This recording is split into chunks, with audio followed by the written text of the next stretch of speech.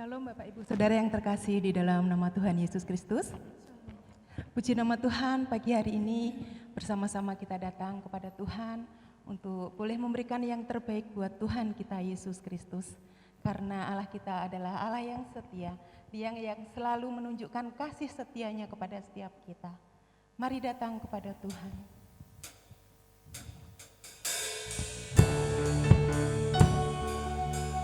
Terima kasih Tuhan Yesus. Engkau Bapa kami yang mulia.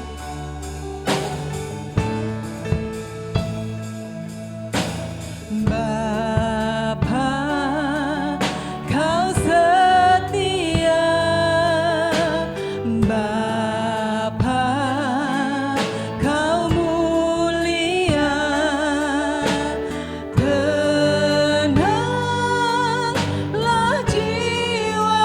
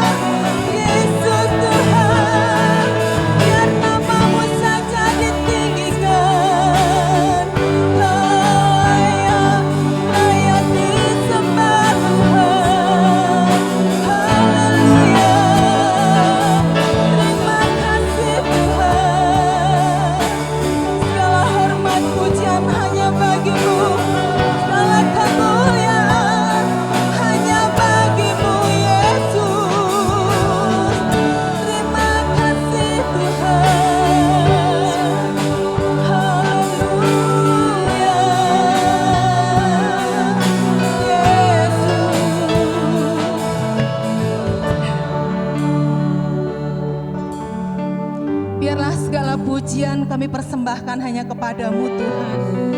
Engkau yang berdaulat atas hidup kami Tuhan.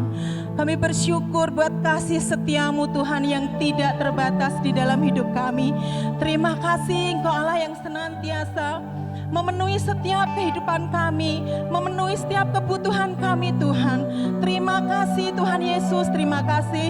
Kami percaya di dalam Engkau ada sukacita, di dalam Engkau ada kemenangan, di dalam Engkau ada kesembuhan.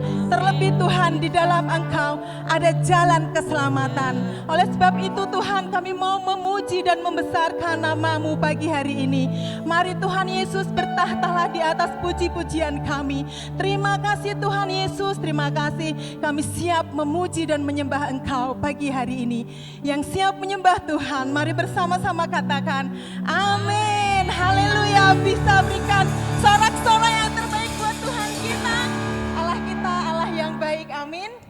Bisa katakan kanan kiri, Bapak Ibu Saudara, katakan aku diberkati, aku dilimpahi. Aku diberkati, aku dilimpahi.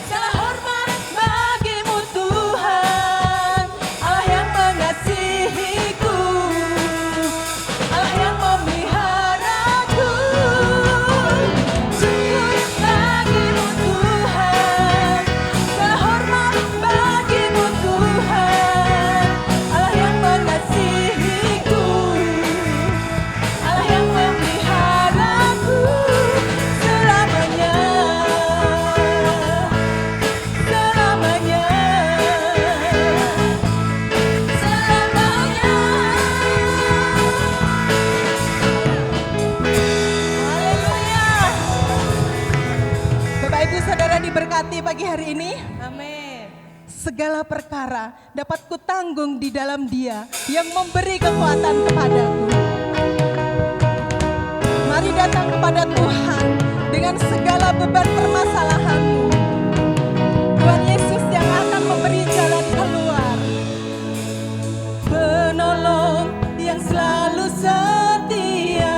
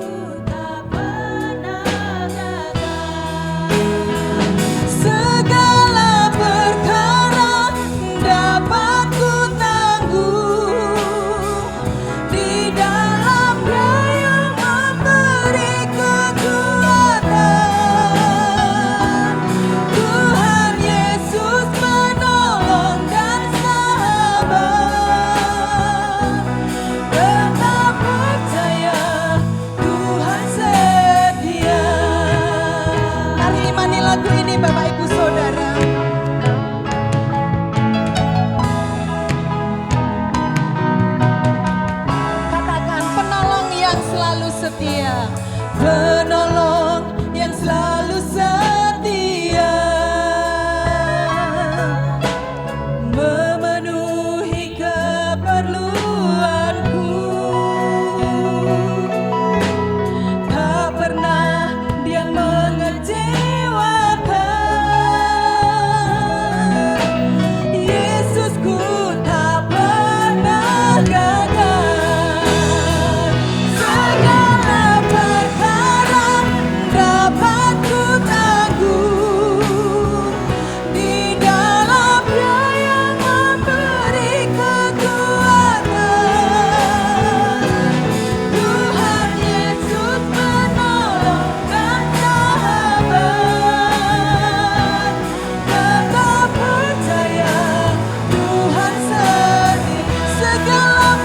Segala perkara dapat ku tanggung di dalam Dia memberi kekuatan. Tuhan Yesus penolong dan sahabat, Tetap percaya Tuhan segala perkara dapat kami tanggung, dapat ditanggung di dalam Dia yang memberi kekuatan. Tuhan Yesus penolong yang tetap percaya Tuhan tetap percaya Tuhan tetap percaya Tuhan setia. Haleluya.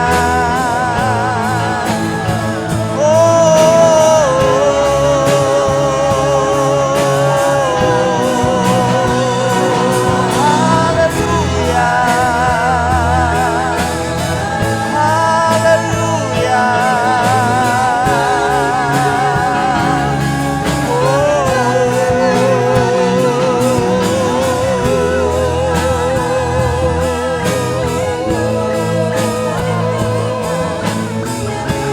Haleluya. Haleluya. Segala pujian, hormat, syukur kami persembahkan kepadamu Tuhan. Terima kasih karena Engkau Allah yang setia atas hidup kami. Engkau tidak pernah melepaskan kami dengan kasih karunia-Mu yang terus Kau limpahkan bagi kami. Kami bersyukur karena kesetiaan-Mu itu seperti pagar tembok bagi setiap kami. Terima kasih Tuhan, terima kasih. Biarlah segala pujian syukur kami berkenan di hadapan-Mu. Dan bila mana kami merenungkan firman-Mu, bersabdalah Engkau di tengah-tengah kami, urapi setiap kami, sehingga kami boleh menangkap pesan Tuhan dan dikuatkan oleh karena firman-Mu. Terima kasih Tuhan. Sedialah hati kami bagi Engkau dalam nama Yesus. Haleluya. Amin. Amin. Terima kasih buat tim pemuji penyembah yang sudah menolong kita memuji Tuhan bersama-sama. Shalom Bapak Ibu Saudara. Saya percaya anugerah Tuhan limpah kepada setiap kita, sekalipun sampai hari ini kita beribadah di rumah saja. Hari-hari ini kita kenal istilah stay at home, tetap di rumah saja. Di luar kalau tidak ada keperluan yang mendesak, sebaiknya tetap di rumah saja. Tapi Bapak Ibu Saudara, kita mesti menyadari saat di rumah saja bisa saja muncul konflik-konflik baru. Bila mana rumah kita tidak senyaman yang kita harapkan.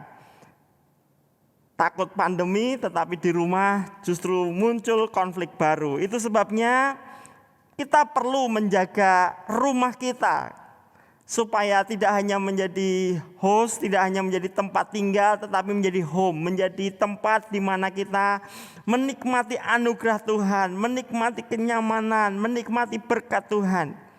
Bapak Ibu Saudara, bagaimana agar rumah kita tetap nyaman? Tentunya ketika berkat Tuhan, kehadiran Tuhan nyata di tengah-tengah kita. Tahukah kita di Alkitab ternyata ada juga keluarga yang harus tinggal untuk dapat tetap selamat. Kita kenal dengan keluarga Nuh. Kalau kita membaca di dalam Alkitab, Nuh dan keluarganya harus tetap tinggal di Bahtera. Itu kurang lebih 1 tahun lamanya. Kalau mereka keluar dari Bahtera, mereka tidak selamat seperti orang-orang yang lain.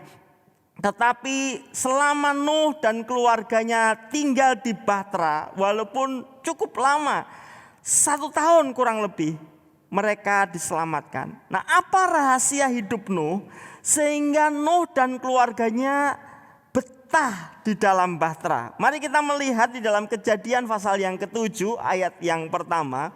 Kejadian pasal 7 ayat yang pertama. Lalu berfirmanlah Tuhan kepada Nuh, masuklah ke dalam Bahtera itu, engkau dan seisi rumahmu, sebab engkaulah yang kulihat benar di hadapanku di antara orang zaman ini. Tuhan memerintahkan Nuh dan keluarganya untuk masuk Bahtera, karena di dalam Bahtera lah mereka akan diselamatkan. Apa alasan Nuh dan keluarganya diselamatkan? Firman Tuhan berkata, sebab engkaulah yang kulihat benar di hadapanku. Bapak Ibu Saudara, tinggal di Bahtera selamat, kalau keluar dari Bahtera kehilangan keselamatan. Tetapi yang menarik adalah selama 1 tahun kurang lebih Nuh dan keluarganya tetap betah di dalam Bahtera. Saya mengamati karena Nuh memastikan keluarganya sepakat untuk hidup dalam perkenanan Tuhan.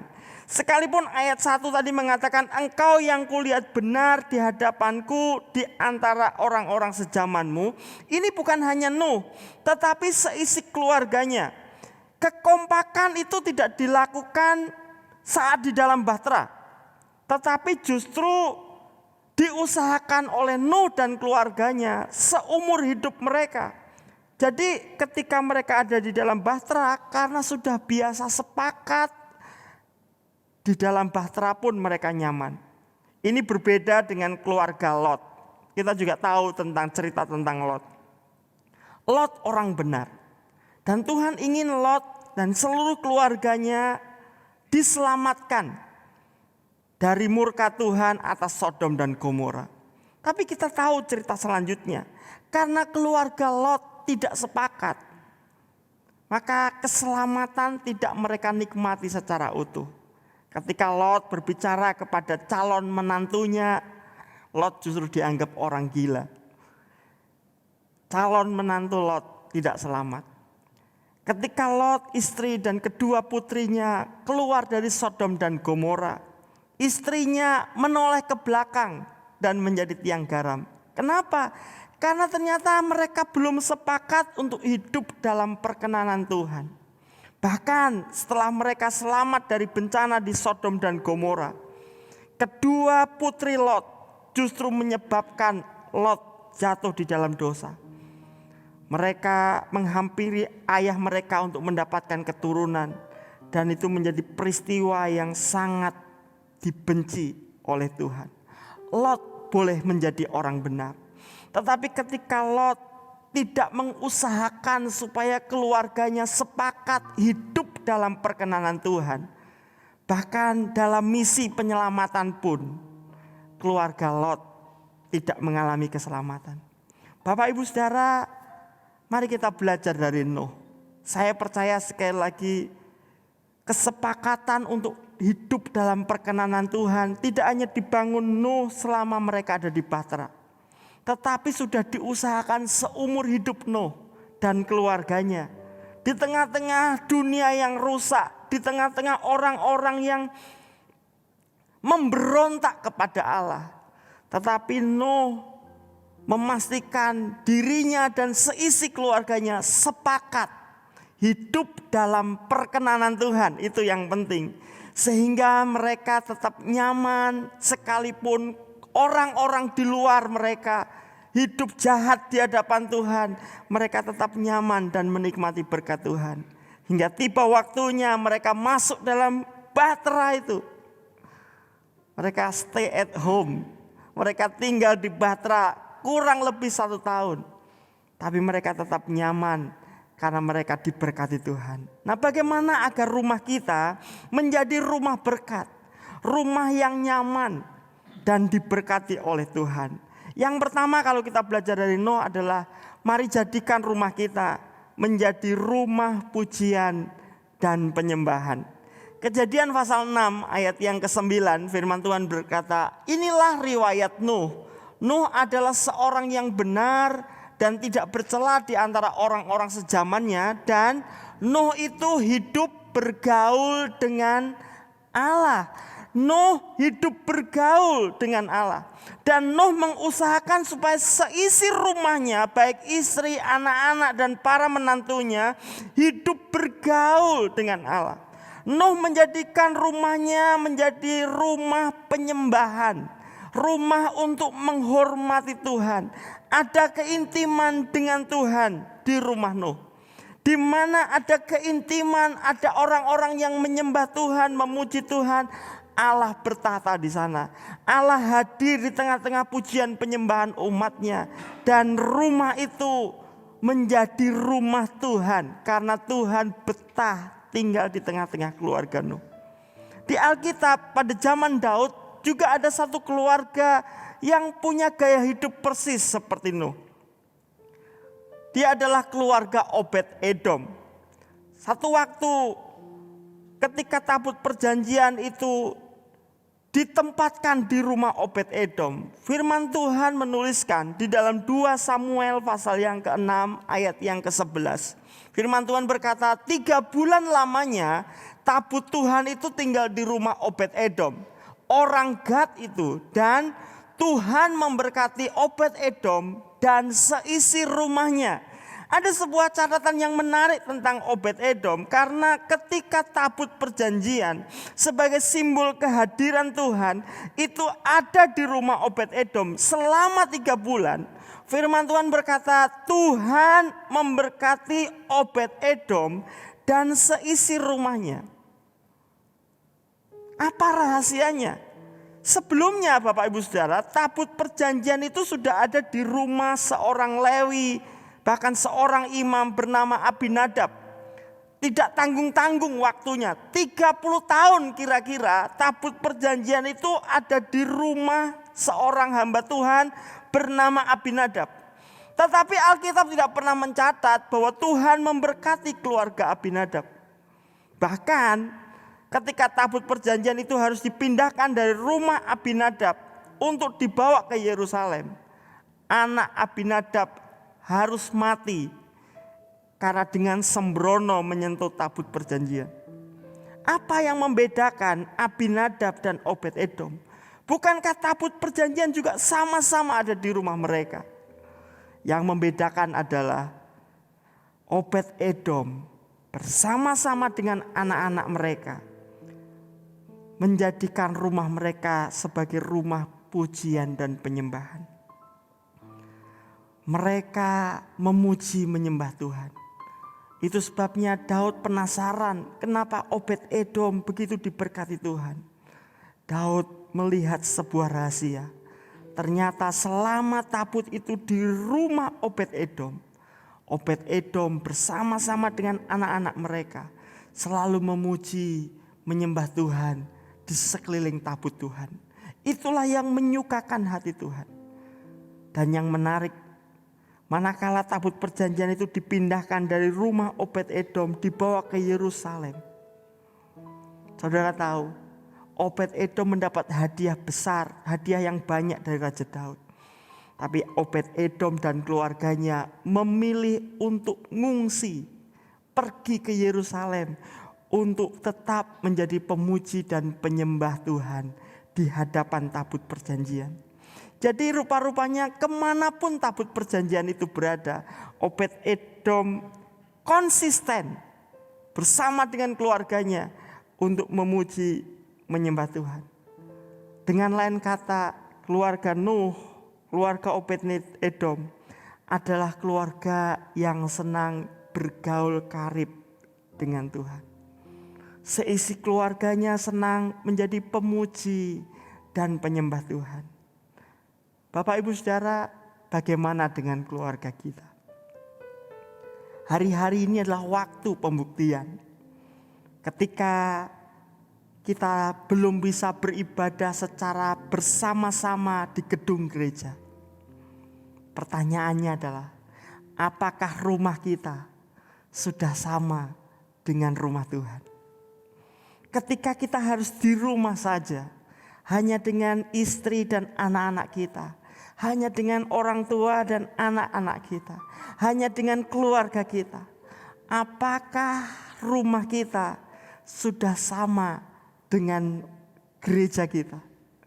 Apakah di rumah kita ada nuansa yang penuh dengan hadirat Tuhan? Ini menjadi catatan penting buat kita.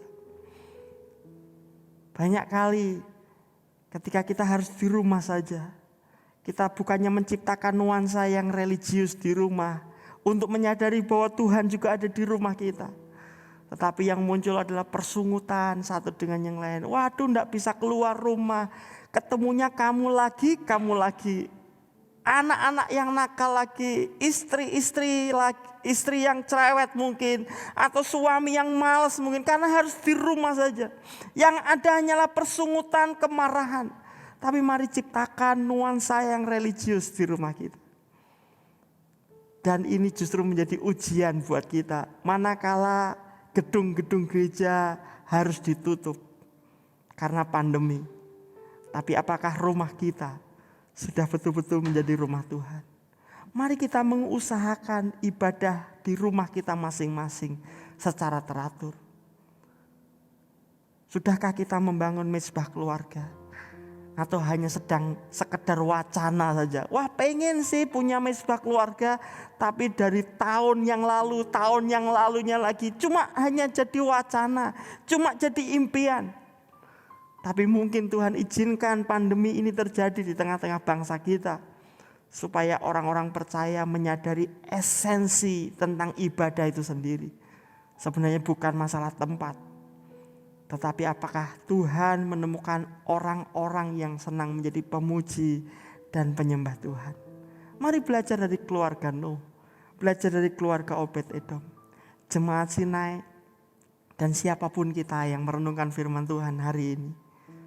Pastikan keluarga kita bukan sekedar melakukan ritual-ritual ibadah tertentu di tempat tertentu, tapi jadikan rumah kita sebagai rumah Tuhan. Di mana tempat untuk menghormati Tuhan, tempat untuk menyembah Tuhan, tempat untuk memuji Tuhan. Dan itu harus dikondisikan. Jadi mari sediakan waktu-waktu istimewa, entah di pagi hari atau di siang hari atau di malam hari, untuk punya ibadah-ibadah khusus bersama dengan keluarga. Kita bisa menyembah Tuhan bersama, kita bisa berdoa bersama, kita bisa membaca Alkitab bersama. Justru masa-masa seperti ini, masing-masing bukan sibuk dengan keluhan-keluhan, persoalan-persoalan karena pandemi. Mungkin anak-anak kita mengeluh karena harus sekolah di rumah.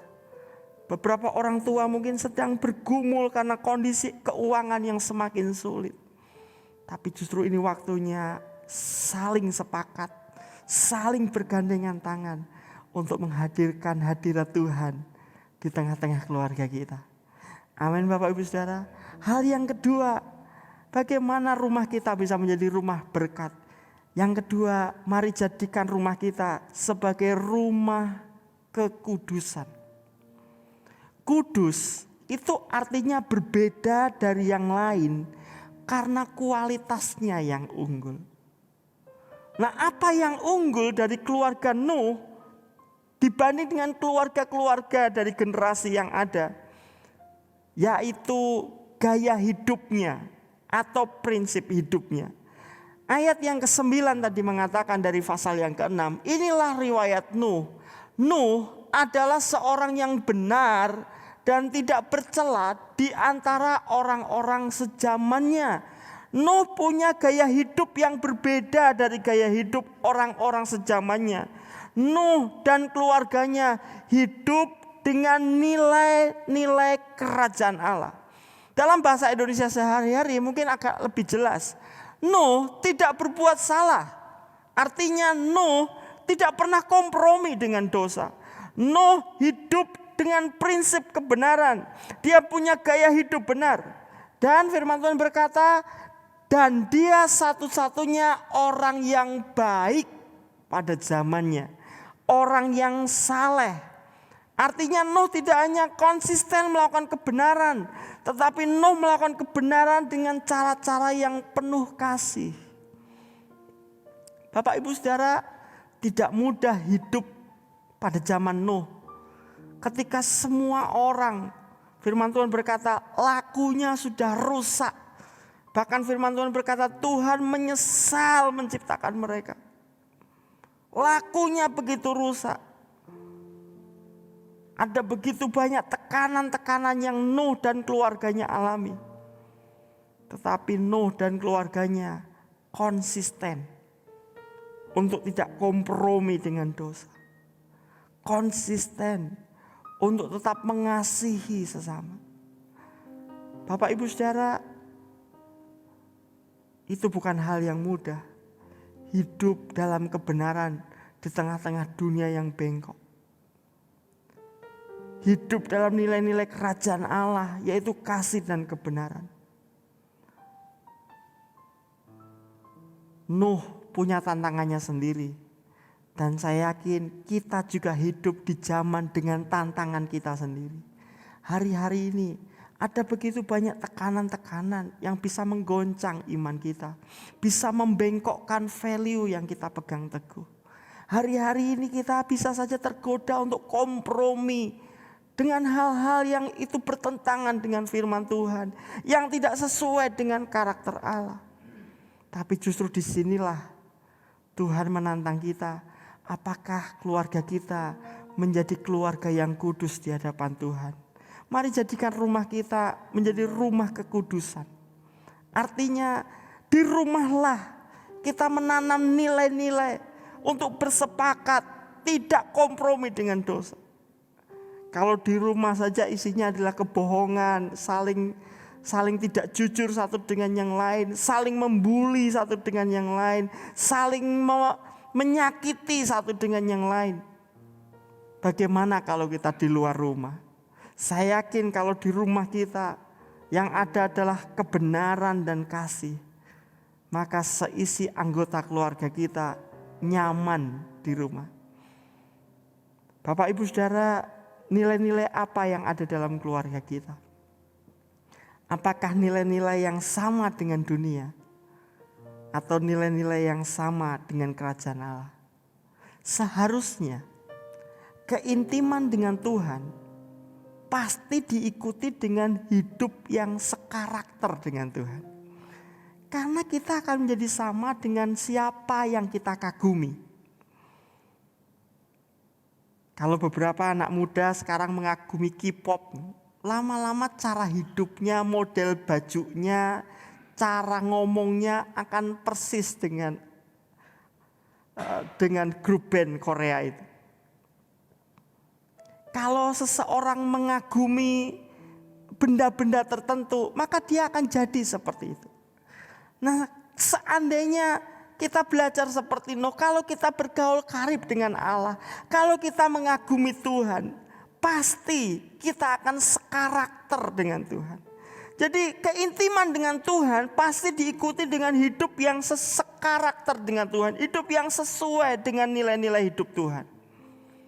Aktivitas rohani tanpa diikuti dengan gaya hidup rohani adalah sebuah kemunafikan. Kita boleh beribadah, kita boleh melayani, tetapi kalau tidak diikuti dengan gaya hidup yang sekarakter dengan Allah, kebenaran dan kasih menjadi ciri khas hidup kita. Sebenarnya di hadapan Tuhan, ibadah yang kita lakukan, pelayanan yang kita kerjakan, itu adalah ibadah dan pelayanan yang palsu. Tuhan ingin kita menjadi orang-orang yang sungguh-sungguh mengagumi Tuhan dan hidup sekarakter dengan Tuhan. Di dalam perjanjian baru ada satu keluarga yang mirip dengan keluarga Nuh. Dia adalah Cornelius. Kisah Rasul pasal 10 ayat yang pertama dan yang kedua. di Kaisarea ada seorang yang bernama Cornelius, seorang perwira pasukan yang disebut pasukan Italia. Ia saleh, ia serta seisi rumahnya takut akan Allah, dan ia memberi banyak sedekah kepada umat Yahudi dan senantiasa berdoa kepada Allah. Siapa Cornelius? Cornelius adalah orang kafir. Yang dimaksud orang kafir adalah orang non-Yahudi, orang-orang yang tidak menyembah kepada Yahweh. Secara keturunan, orang Yahudi percaya bahwa non-Yahudi adalah orang-orang yang akan dibinasakan karena mereka bukan keturunan dari Abraham, Ishak dan Yakub. Tapi kalau kita melihat di dalam ayat yang kedua, Cornelius sekalipun orang kafir takut Tuhan. Firman Tuhan berkata dia senantiasa berdoa kepada Allah. Nah, ketika dia intim dengan Allah, itu diikuti dengan hidup takut akan Tuhan, hidup benar dan memberi sedekah, hidup penuh kasih. Dan sekalipun Cornelius secara garis keturunan adalah orang kafir, tetapi karena dia punya iman kepada Tuhan, percaya kepada Allah Israel, percaya kepada Allah Abraham, Ishak dan Yakub itu, Cornelius diselamatkan. Bahkan Cornelius menjadi tonggak sejarah karena keluarga Cornelius adalah keluarga kafir pertama yang menerima anugerah keselamatan dan menjadi pintu masuk bagi orang-orang kafir lainnya, termasuk saudara dan saya, karena secara garis keturunan kita bukan keturunan Abraham, Ishak dan Yakub.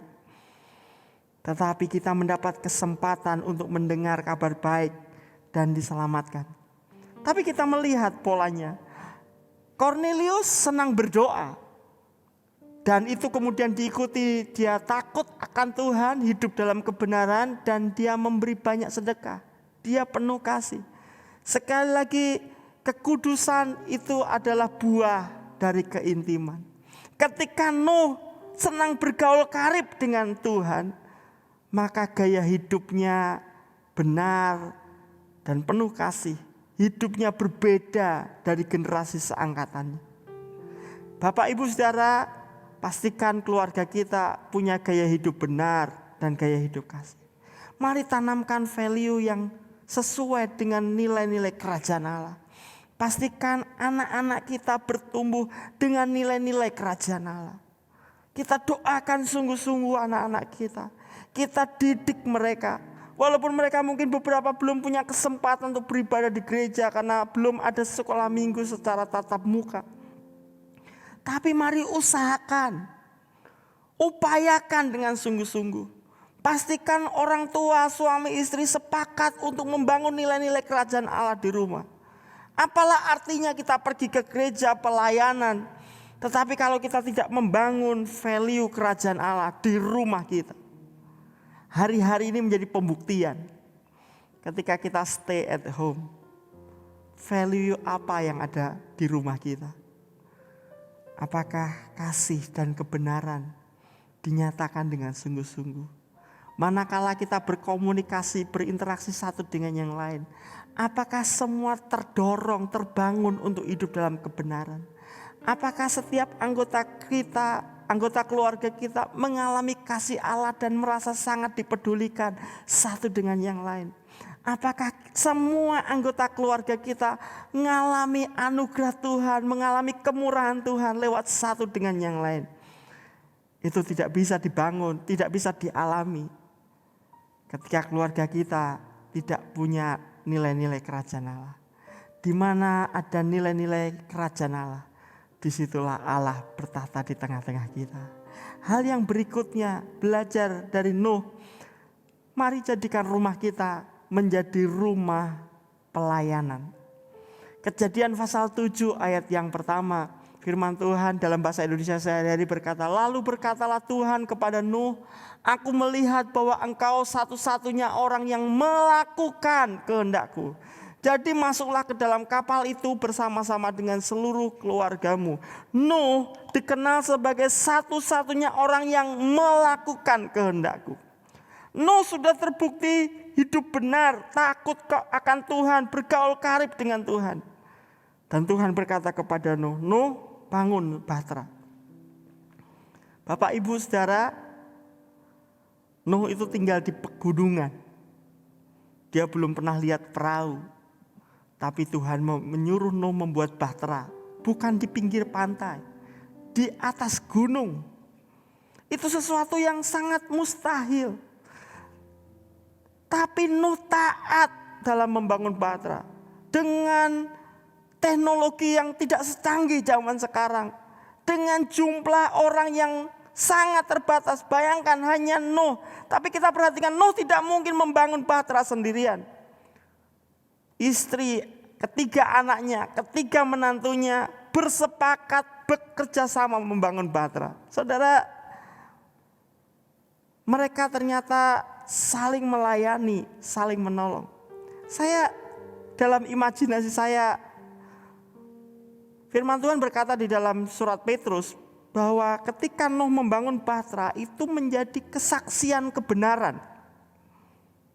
Nuh itu kesaksian kebenaran. Artinya begini, pastilah orang-orang di sekitarnya nanya, ngapain Pak Nuh bikin bahtera? Apa itu bahtera? Ya kapal besar. Untuk apa? Karena Tuhan akan membinasakan bumi ini. Saudara bisa bayangkan, Nuh bisa dianggap orang gila pada zaman itu. Tetapi istri dan anak-anaknya maupun para menantunya konsisten sepakat untuk melakukan kehendak Allah. Mungkin menantunya dipanggil orang tuanya masing-masing. Kayak jomelo edan kayak besanku itu. Bisa jadi. Tapi mereka sepakat untuk bergandengan tangan. Saya nggak tahu bagaimana ketika mereka menyiapkan bahtera itu. Mungkin banyak cibiran, banyak olokan, banyak kata-kata negatif. Tapi bahtera akhirnya jadi juga. Itu tidak dibangun dalam 1-2 hari, 1-2 tahun. Para penafsir Alkitab memperkirakan Nuh membangun bahtera itu 120 tahun. Ya karena cuma 8 orang. Tanpa support dari yang lain. Saudara bayangkan kalau yang lain sudah gak support. Lalu 8 orang itu males-malesan, tidak saling melayani, bahtera itu gak bakal jadi. Tapi firman Tuhan berkata, engkau satu-satunya orang yang melakukan kehendak-Ku. Tuhan tidak hanya sedang menunjuk Nuh, tetapi Tuhan sedang menunjuk Nuh dan keluarganya. Kenapa? Karena Nuh menjadikan rumahnya menjadi rumah pelayanan. Tidak ada bos di rumah. Semua saling melayani satu dengan yang lain. Semua saling tolong menolong. Itu membuat rumah mereka betah. Orang lain boleh mencemooh, orang lain mungkin boleh menghina, orang lain boleh mencibir, orang lain boleh menyepelekan mimpi-mimpi keluarga Nuh. Tapi mereka tetap sepakat untuk saling melayani dan saling menolong. Bapak Ibu Saudara, biarlah saling melayani itu mewarnai rumah tangga kita masing-masing. Dulu ketika kita bisa beraktivitas di luar dengan bebas, kadang-kadang kita tidak memahami kondisi di rumah. Ayah ngertinya pergi keluar cari duit. Anak-anak ngertinya sekolah. Ibunya yang jadi ibu rumah tangga pontang-panting bersihin rumah. Nah sekarang ketika semua ada di rumah, karena papahnya gak boleh keluar, mager di rumah. Anaknya gak sekolah, mager di rumah. Terus mamahnya yang nyapu-nyapu sendiri, ngepel-ngepel sendiri, cuci baju sendiri, nyiapin makan sendiri. Habis makan cuci piring sendiri. Saudara bisa bayangkan kalau situasinya seperti itu, bagaimana orang betah di rumah. Tapi mari kita latih keluarga kita untuk saling melayani. Tidak ada bos di rumah. Mari latih bahkan anak-anak kita yang masih kecil, latih. Tentunya dengan porsi masing-masing. Biar setiap kita menyadari bahwa kita ada bukan untuk menuntut kontribusi orang lain, tapi kita ada untuk memberi kontribusi bagi orang lain. Saya meyakini kalau keluarga kita kompak dengan saling membantu, saling melayani, masing-masing keluarga, masing-masing anggota keluarga akan betah di rumah. 3 hal ini biar kita belajar dari Nuh saat-saat kita harus tetap di rumah saja. Jadikan rumah kita sebagai rumah pujian penyembahan, tempat di mana kita menyembah dan menghormati Tuhan. Mari jadikan rumah kita sebagai rumah kekudusan, di mana value kerajaan Allah ditanam kuat-kuat dalam setiap anggota keluarga kita. Sehingga ketika kita nanti keluar rumah, anak-anak kita punya prinsip hidup kerajaan Allah. Orang tua punya prinsip hidup kerajaan Allah. Dan biarlah rumah kita menjadi tempat untuk kita saling melayani. Sehingga ketika kita keluar, kita juga senang melayani orang lain. 3 model ini yang dimiliki oleh Nuh membuat Nuh dan keluarganya betah di dalam bahtera dan mereka mengalami anugerah dan berkat Tuhan. Saya percaya sekalipun kita di rumah saja, Tuhan tetap bisa memberkati kita dengan damai sejahtera, dengan sukacita, bahkan dengan berkat-berkat yang melimpah. Asalkan kita belajar untuk terus memuji menyembah Tuhan, terus hidup dalam kasih dan kebenaran, dan terus hidup dalam saling melayani. Di mana ada saling melayani, Allah hadir di tengah-tengah kita. Jadikan rumah kita menjadi rumah yang nyaman dan diberkati Tuhan. Mari sama-sama kita datang kepada Tuhan.